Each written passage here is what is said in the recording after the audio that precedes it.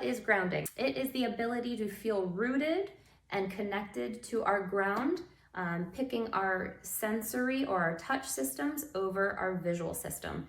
Who I use grounding exercises for, basically anyone that has a visual dependency or they feel motion sick. So for example, if you feel disoriented after you leave or walk through a grocery store or a big box store, as we call them, like Target, Costco, Sam's Club, anything that's very visually overwhelming, grounding exercises could be very good for you.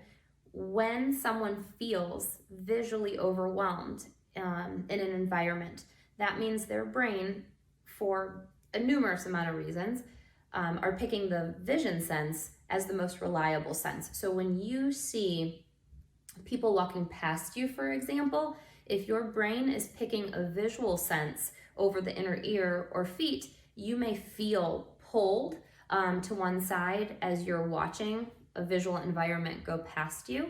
If you're walking forward through a grocery store, but the aisles are moving backwards in respect to your movement, if your brain picks your visual sense, you'll feel disoriented and kind of spacey.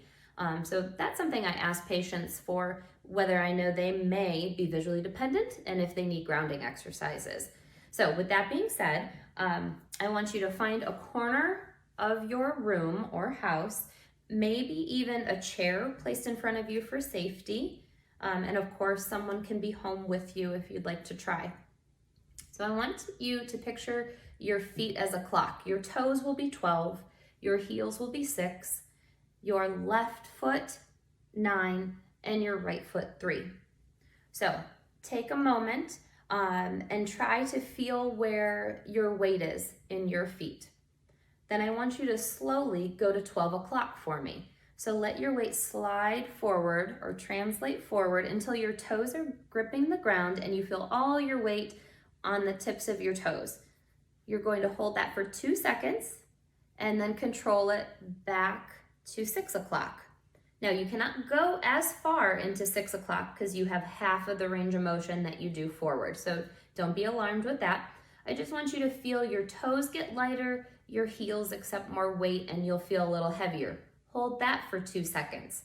Now slide back to 12 o'clock. I'm gonna show you from the side here. So my feet are shoulder width apart and I'm sliding my weight forward. I'm not bowing forward or leaning forward.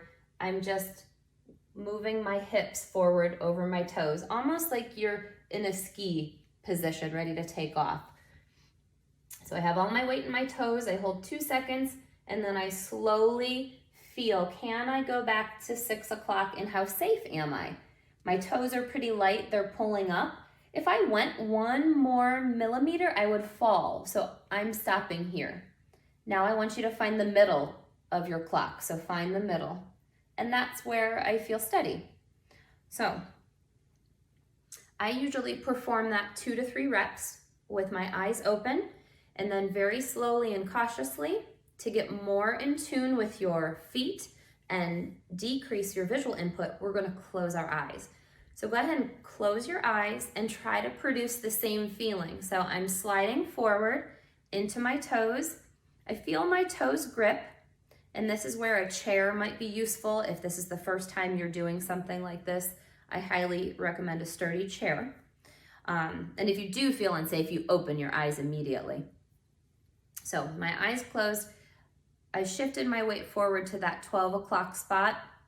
I stop after I hold 2 seconds. I have control, but if I go further, I'll fall. So I then slide back to 6 o'clock. I'm just feeling my feet and my weight shift to my heels. I don't feel any more safe, so I'm gonna stop right here. I feel that weight in my heels, and now I'm gonna find the middle of my clock. So I feel steady here, I feel grounded. I'm gonna open my eyes. I do recommend, again, doing that 2 to 3 times with eyes closed as well. So now this is easier. You're going to do 9 and 3. So go ahead, we're not side bending, but you're just gonna slide your weight over to your left foot And just take note, this is me falling to the left or me moving to the left because I want to, not because my brain is giving me perception. I moved there, I feel safe there. That's as far as I can go. I hold 2 seconds, and then you're going to slide your weight to the right. Teaching your brain, this is me moving because I want to. I have control of this movement. It's not a perception of movement. I did it. And if you're dizzy, you know the difference between I feel the illusion of movement and this is me actually moving. And that's what we're trying to teach our brain. So I hold 2 seconds, slide it back over to our 9 o'clock position. My right leg feels light. My left leg is heavy. It's carrying on my weight. I hold that 2 seconds, slide it back, and then go back to the middle. So again, you're going to repeat that with eyes open 2 to 3 times and then eyes closed 2 to 3 times. The purpose of this is whenever you are feeling that dizziness, maybe a sense of rocking, I want you to learn how to ground. I want you to find the middle of your foot and go, I know what it is to move. Am I actually moving, or is my brain giving me that rocking sense?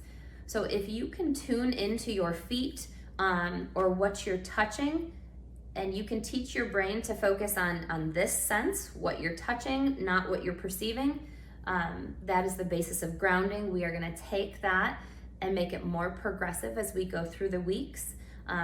Drop a comment. Let me know if you found this useful. Let me know if I explained it well enough for you. And if it hit home, please let me know. I would love your feedback. So if you haven't already, again, go ahead and subscribe, hit the notification bell, and I hope to see you next week.